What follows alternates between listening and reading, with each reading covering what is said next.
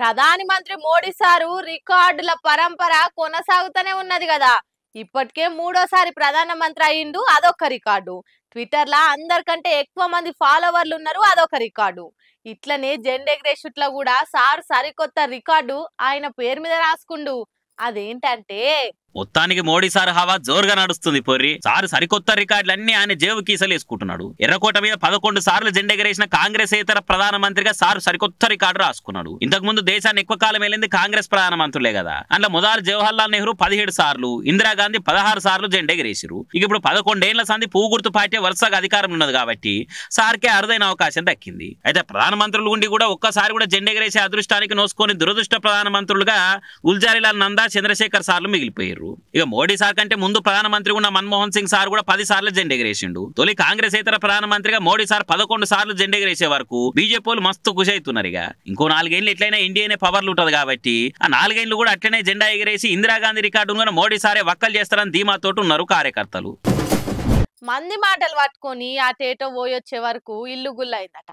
గట్లనే నిరుద్యోగులు కూడా మంది మాటలు నమ్మి భవిష్యత్తును చెడగొట్టుకోవద్దు, కేసుల పాలై ఉద్యోగాలకు ఇబ్బందులు తెచ్చుకోవద్దని పెద్దన్న లెక్కనే చెప్తున్నా అనుకొచ్చిండు సీఎం రేవంత్ సారు. స్వాతంత్ర దినోత్సవ సంబురాల్లో ముఖ్యమంత్రి సార్ మంచి మంచి ముచ్చట్లు చెప్పుకొచ్చిండు. జెండా ఎగిరేసినాక సారు రాష్ట్రాన్ని ఎట్లా ముంగడి పట్టుకపోదాం అనుకున్నది, రాష్ట్ర అభివృద్ధికి ఏమేం పనులు చేస్తున్నది అంత వరుసెంబడి చెప్పుకొచ్చిండు. ముఖ్యంగా నిరుద్యోగుల గురించి అయితే పెద్దన లెక్క చెప్తున్నా. మీ భవిష్యత్తును జడగొట్టుకోవద్దు, నిరుద్యోగ సమస్యలు పరిష్కరించే బాధ్యత మా సర్కార్ది, ఆవేశాలకు లోనే అనవసరంగా తక్లీఫ్లు తెచ్చుకోకూరి అని మంచి మాట చెప్పిండు. రాష్ట్రంలో నిరుద్యోగ యువతకు నేను హామీ ఇస్తున్నా, మీ సమస్యలు ఏమైనా ఉంటే ప్రభుత్వం దృష్టికి తీసుకురండి, వాటిని పరిష్కరించే బాధ్యత మేము తీసుకుంటాం. చెప్పుడు మాటలు విని మీ భవిష్యత్తును చెడగొట్టుకోవద్దు, ఎవరు ఉద్యోగాల కోసమో మీ జీవితాలను బలి చేసుకోవద్దు. ఇప్పటికే గడిచిన 10 ఏళ్లుగా మీరు చాలా నష్టపోయారు. పెద్దన్నగా మీకు అండగా నేను ఉంటా.